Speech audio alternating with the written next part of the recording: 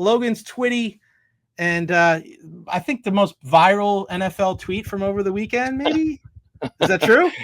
It might have been. I don't know. I've never seen something like that fly off with engagement. That was insane. All the aggregators grabbing it and such. But Desmond Watson, man, I feel like that's like him and Shilo, which I'm sure we'll talk about this afternoon, are some of the bigger names outside of your top draft picks, which is pretty interesting. But that going viral with Desmond, seen him in person too, as you saw him. That is a big, big boy, and the Bucs have a lot of plans with him to work on his body throughout this offseason. I know that he doesn't want to talk about that stuff, as far as like, not that he doesn't want to talk about it, but he doesn't want that to be the overriding narrative, right? Because he's a football player. He wants to play, right? But at the end of the day, like if he doesn't drop weight, he's not going to play. People want to know like realistic situation or here. Like what's the realistic possibility that he makes the practice squad, that he makes the 53? Because it's a great story, but right now, I mean, he stand out about everybody, but there's also a great chunk of Buccaneers that aren't there. So at this time in, let's say, 3 or 4 months from now, what is Desmond Watson doing? It's a good question, because he was kind of trying to explain that to us as well, trying to figure out, what is his game plan moving forward. And we spent, at least from the media side, asking him primarily of what that looks like with the nutrition plan, working with trainers, trying to work on his body more. He told in a recent interview that he was down to 437. I would imagine he's trying to get down just above a little bit before a 400 range, I would think, before getting into some definitely training camp. But, to me, it comes to, I think, getting advice from some veterans. And you've got another guy like Vita Vea, which he said that he shook his hand, and that was one of his favorite players. And watching him as he grew up, being able to shake his hand was a surreal moment for him. And I would imagine that would have been an incredible shot there. I wish the Bucs social media team could have grabbed that. But Vita Vea isn't like a big talking guy. It's hard to grab him in interviews in the locker room, like Jay. So I think for on my end, just watching Desmond Watson, he moves a little slow. I mean, that's expected for that size, but he was able to do some things at Florida. It's just going to come down to not only just working on his body, but there's still more things developmental wise with his technique and making sure that he's able to be a help and not just be out there, because he doesn't want to just be standing out there. And he wants to be, he wants to get his name out there that he can play ball and not just be someone that is used to plug. But that's with that size, though, you are someone like that, but it's not a Vita Vea where it's a guy that can get back there. And I mean, Desmond can, it's just he's got to trim down, and he's got to add a little bit of speed with it, and with that he's got to lose some size, and that's the main thing that was discussed throughout this. And it would be a phenomenal story, if he were to able to get an opportunity of whatever it is with the Bucs or whoever it might be elsewhere in his career. But body comes first for him. Yeah, no doubt about it. And, there's only so much you can take from a rookie minicamp. The 2 picks from Jacob Parish, I mean, stands out. I know a lot of people are like, oh yeah, it's a shirt, t-shirt and shorts. And I go, I get that, but there's nothing bad that you can take from that. Right. I mean, I look at that kid and, I thought, and I don't know about you, but I thought it was, and it could be just coach speak because it is very early, but it doesn't look like Coach Todd Bowles is just looking at him like, all right, you're just a slot guy. You're just going to be this guy. Like you can tell that there's a versatility in there that has piqued Todd Bowles' interest. Did you catch that too?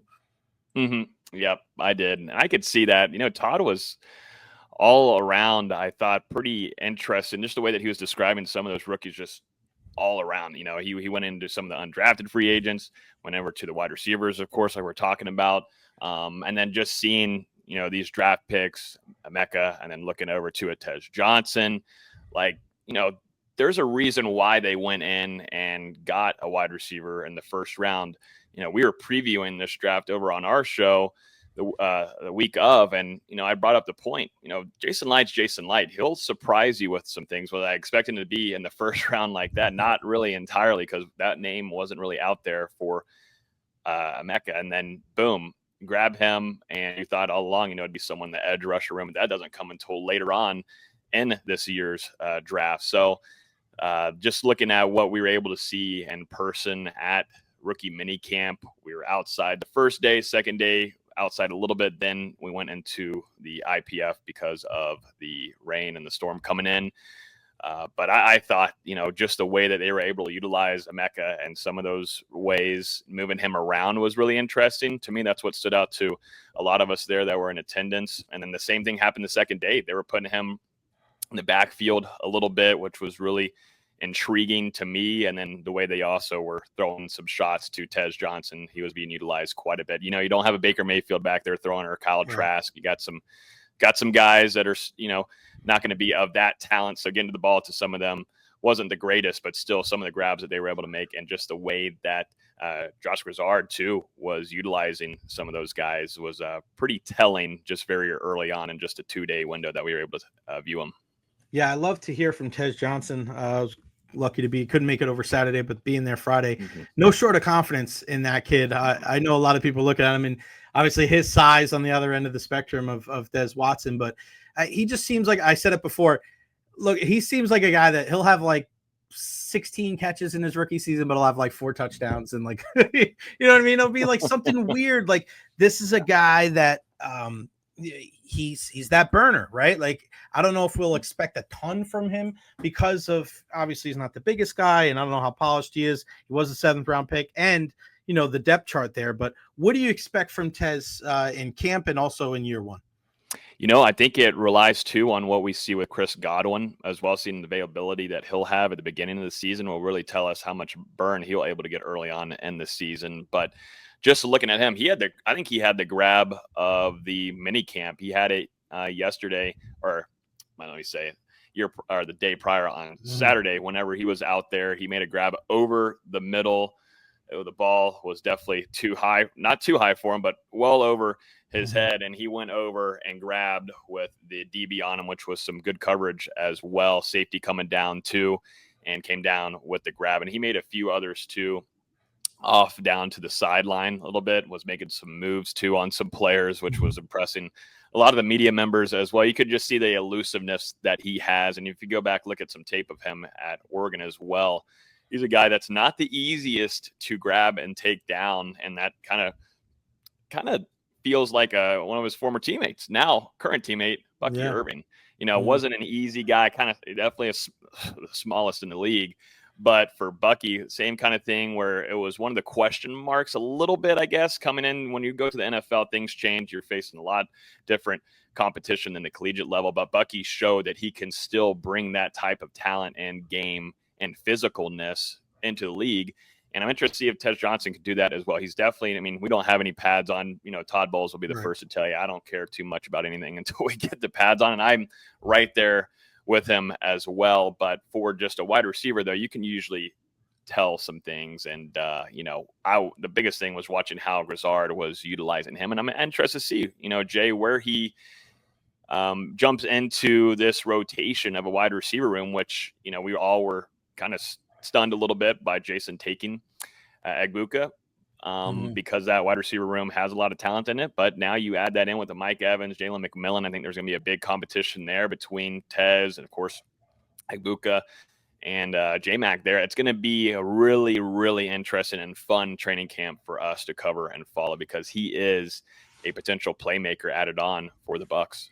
Yeah, and I feel bad for a guy like Trey Palmer, who, this time last year, people were wondering, all right, is he going to be the 3? Is J-Mac going to be the 3? And, we kind of saw how that, worked itself out over the entire season. Any worries about, and it's just, when it comes to injuries, you never want to, and people could say like, oh, it's not a big deal, but at the end of the day, they are what they are. Any concern at all about Benjamin Morrison with his injury? I just don't like that it's a talking point early on, right? I want to talk about prospect and how good the guy's going to be and all these other things and have fun with the guy. If we're already talking about injuries before this guy even put pads on, it's a little bit concerning to me. Any kind of worry that this is going to carry on deep into camp where it'll affect his status early on in the season? Well, when we talked with Todd Bowles, he was very clear that there was going to need some time to, first off, really get back into football shape, because that was number one, getting back, conditioning, working on his body, still recovering from that injury as well. So that combination led into being a limited rookie minicamp for him. Then, though, we did see him out there, and I say limited, but he was out there doing some drills, running around. It was good to see him active out there. But then once team began in some of those drills where you're going against competition, he was out off to the side, but still working with the trainer, getting some work done, working on his body. And I think that's kind of the process that they're going forward with him on. Now, if it gets into where we're in training camp and still some limitations are having, absolutely, you start thinking, all right, wow, how long, where's his availability going to be once we get into, definitely these preseason games, because you want to have him out there for that, to get that experience. And then certainly when you kick off the season. But I think I have optimism that there is the game plan right now is working well, fine for them. And just to see him out there, I think there was already question marks going into rookie minicamp if he was going to be available to do things. But just to see him out there, helmet on, had his jersey on and everything, and going and doing those drills. I think I have optimism that he is going to be available and ready to go for this training camp if things stay steady on his plan with the trainers and his recovery team. Another guy that really, and I just saw you posted about 2 hours ago about all the love that he was getting, but man, a lot of attention towards Shilo Sanders for rookie minicamp. And, the video of him shaking all the media members' hands and talking about going to get, snacks for everybody. Like, what are you surprised by this? Like, what is it about Shilo Sanders that he's almost like taken NFL rookie minicamp by storm? He's obviously been one of the more popular guys, bandied about over the week, but what is it about Shilo that has everybody so intrigued? So it's crazy. We just posted a YouTube video. We just posted his interview on our YouTube channel, and this is the Shilo Sanders effect. It's got over 100,000 views, and it's just climbing and climbing. And to me, it's the support system that he has backing him. I mean, it's got like 3,000 likes. It's got 700 comments, and the majority, 99% of those are all in support of pulling for Shilo. So he almost has his own team over there. I mean, if you look at his following, it's ginormous. I think over 1 million followers on Instagram, Twitter, everything. Like, he's kind of got his own team, but he came in, like you said, shook everyone's hands, said, "Hey, I'm Shilo Sanders," like, yeah, you are. And that's something we were looking forward to as talking with him, because it's very interesting to see his path and, the different opportunities he could have had. He mentioned that, Todd Bowles, Jason Light, they called him, and it was pretty instant that he wanted to come down to Tampa and play for the Buccaneers and have an opportunity at least to hopefully make a roster spot. And he said, any way, shape, or form that I can help this team, I will do it. Special teams, wherever they want to put me on the defensive side, I don't care. It's just I want to help this team win in any way, shape, or form. And I think he's going to come from confidence. I mean, his dad, as we all know, ultimate confidence. He's had that since his very, very early days. And then over here, this FSU helmet, it's prime time. And just he's used to the limelight. He's used to everybody talking about him, criticizing him. Also to his brother, it's pretty unique that both of them go in and are heading to the NFL at the same time, and even joked around saying, "I know my brother misses me," and was saying, I think right now he's actually doing his interview at the same time I'm doing mine. So that's pretty cool. But I mean, very personable too as well. The interview wrapped up. He was asking a lot of us where he could go, best places to go to the beaches. I was telling him he's got to come over here to St. Pete and come over to Paso Grill. There's always some great spots. Man. So he's just it's a personable guy, and with a lot of confidence. And he arrived early in Tampa before a lot of those rookies did. Just wanted to get accustomed, get down here where the heat is, get used to the humidity again. And then, it's a different vibe from Colorado, obviously, but he got here early, moved in, and he's doing what he can best. And he said that his plan is just to try to understand Todd Bowles' defense going through these next couple months, try to adjust to the weather and everything and train as hard as he can. And also, too, he reached out to Antoine Winfield and tried to get some advice from him as well. And he's hoping to hopefully meet up with him. But you can tell he is a guy that likes to lead. He was also very vocal, Jay. That's something that Todd Bowles mentioned. He said he was a very loud player, communicative player. And I think that's something that Todd likes and wants to see more of from this defense moving forward, because it kind of lacked that, I would say, a little bit last year. You have Levante David, of course, but you want someone there in the defensive backfield that has that vocalness. And with Antoine Winfield hurt last year, it kind of dwindled down a tiny bit. So Shilo, that impressed Coach Bowles, and we'll just see how things go, if he can be a special teams help or end up getting a spot in that safety room. But there's going to be some competition in training camp for that. Yeah, I guess my question is, when it comes to Shilo, how realistic is it that he makes this team, whether it's practice squad or 53? Because I think early returns, and again, I know it's just rookie minicamp, but what he's put forth so far since being here in Tampa, it seems like Coach Todd Bowles and the coaching staff really likes. So I'm excited. And again, you mentioned there's a lot of people in his corner, a lot of people that want to see him do well.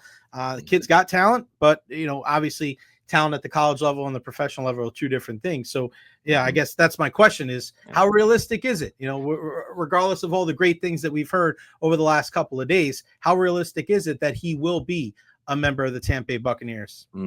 I think, to me, is Todd Bowles was very telling throughout this offseason process, going from the combine up there in Indy and then going over to the NFL owners meeting. He said it straight up to us, we've got to have better takeaways. We've got to have some players that can go in and cause havoc and get the ball back for our offense, which was one of the top in the NFL last year and is expected to be one of those top 10 ones going into 2025. Shilo was very successful at doing that at Colorado. Now, there's some things that he's got to clean up and polish. A lot of his tackling, there's some ways that he hits is very risky, at least for his own body, but he's a guy. He's got a knack for getting the ball out, causing takeaways, and then getting the ball back and over there to his brother's hands over there at Colorado. Now, those are things that can be developed, and that there's a reason why you have coaching, and the Bucs can do that. And we've seen guys that can grow there in that defensive back room, like Zion McCollum. We've also seen some other guys like Christian Izien take strides as well early in their careers. So, there's things that I look at with Shilo is, I think one of the big things that can be a help is that he is a very communicative, he's a loud vocal guy. And if he can have some growth there in his play, then there might be a place for him, on this roster. And if it is, like he mentioned, if it's special teams starting off, or if it's somewhere where he is a depth piece and he can help there in that safety room, for sure. But, you do have some talent there that you already feel pretty good about. Like I was just saying there with Izien, and there is going to be a battle for him to try to make this roster. But I think for me, just like 6 months ago, hearing all the Sanders stuff, Shedeur, it's more Shedeur than anything, but just to see through that draft process of seeing Shilo back and his brother being there for him, helping him as much as he could, going through what he thought, his brother was going to be a first round pick and to be at the last day. He's a very supportive guy. And that's something that, does fit the Bucs locker room. That's something that Jason Light and this Todd Bowles team would like to have in its locker room. And I can't wait, though, for it to mesh around with guys specifically like a Baker Mayfield. And I'm just interested to see how things turn out. But I think there is a place for him. It's just he's got to take strides throughout the next couple of months going into this training camp. Was there any other players that really stood out to you over the weekend, maybe that under the radar guys? Jacob Parish, I would say, if we were going to say maybe like rookie minicamp MVP, it had to have been him. And the first day he came away with an interception there. And then he talked to the media the next day and the morning before practice began. And he said, I'm looking to hopefully get another one today. I need another interception. And sure enough, he came away with one there. I believe it was in the IPF indoors. And he's a guy that really reads well. And it seems like if you're able to get down the defense early, Todd Bowles will play you early. It just makes sense. And He's a guy that's speedy. Todd Bowles said he was one of, if not the fastest guy on the field throughout, the rookie minicamp, at least for day one, but still the speediest guy on that field was Jacob Parish. Came over with 2 takeaways over the weekend, was in the right spots. And that's what you really like to hear. Definitely too, when we were just discussing Benjamin Morrison, allowing for him to recover, get back, because he's got the talent for it, and his success that he had over there at Notre Dame. He's a guy that this Bucs teams feel very highly on, obviously, but allowing for him to recover, and then just to see though the jump and how quickly Jacob Parish seemed to be reading that playbook really well since arriving in Tampa is a good sign for what you like in that defensive back room. So I would say that was number one guy that stood out to me, and probably going to number 2 would be Tez Johnson. And just the way too they were utilizing Mbuka is going to be very interesting to see if that continues with Josh Grizzard as well. I can't really like pinpoint some of the right, O-line, mainly D-line. It's tough. I want to see the pads on, as Todd Bowles will say. You can find out a lot more then. But these days, when it's just shorts and jerseys, it's always fun to talk about the wide receivers and DBs. Yeah, you got that right. Before I let you go, inside linebacker, that was the position I was wondering, all right, how are they going to address this?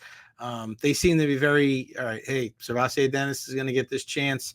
Again, another guy that's dealt with injuries. How have you kind of made out how they've addressed the inside linebacker situation? Would you be comfortable if the guys that they had in-house right now were the guys that they started with for week 1? So for Dennis, to me, that's the big question mark on the health issues. I mean, you and I would be out there at training camps and at his first one as a rookie, and Dennis was one of the first ones on the defensive side of the ball that was just clicking. He was there. He was in the right spots. It's the same way with Yaya. We saw that and was like, whoa, okay, all right. Todd likes this kid, and sure enough, it's showing very early on in camp. And that was the same way with Dennis as well, and they feel very highly on him. But at least the comments that we got from Bowles this offseason so far have been just about health. They know that he can understand the playbook well. It seems like he can put himself in the right positions. We've seen it. And the limited amount of time that we've been able to see him out there on the field, and he plays with good physicality for his size, it's just going to come down to him getting healthier. And it is interesting too, we came into this draft, and I'm sure you were talking about it as well, Jay, like how they were going to address the edge room and inside linebacker. You're interested to see what they're going to do. Levante David, you don't know how much longer you're likely going to have him. This is likely probably his last year. I feel like we've been saying that for a good long while now. But you got to find someone there that can take you to the next level in that linebacker room. And we were always saying Jihad Gamble coming from Alabama, is that someone, or just other linebackers in the class? But they went wide receiver, and that's why they feel very still confident in Servassier Dennis. And I think that's going to be the big thing, is seeing how he looks through training camp health wise, and if he can come back fully, because they do have a lot of confidence in him, and they think that is their successor in that room there for the future. But I don't like that we're going into another season where there's question marks about the health and staying healthy. And that's a theme for a lot of guys, I feel like, for Bowles' defense right now, that just can't stay healthy. I look over at Jamel Dean, and there's definitely been a clear message from this Bucs staff that you've got to take care of your body and you've got to be able to stay healthy. And we'll see. I'm interested to see where they go from there. No doubt about it. No game day, Bucs game day, UFC knockout, Mavericks SI, Commanders SI, here the Spear host, Steelers FSU 21, Knowles. Well, do you sleep?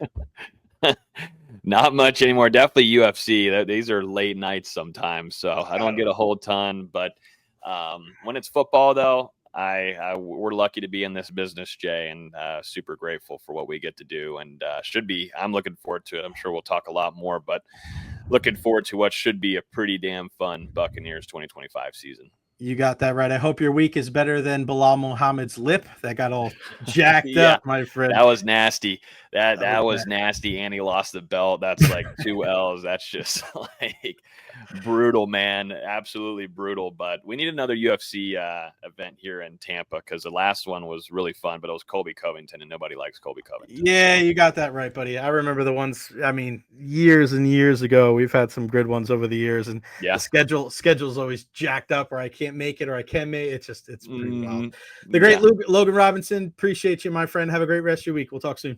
Hey, thank you, Jay. Have a good rest of your week too. Peace. You got it, man. The one and only.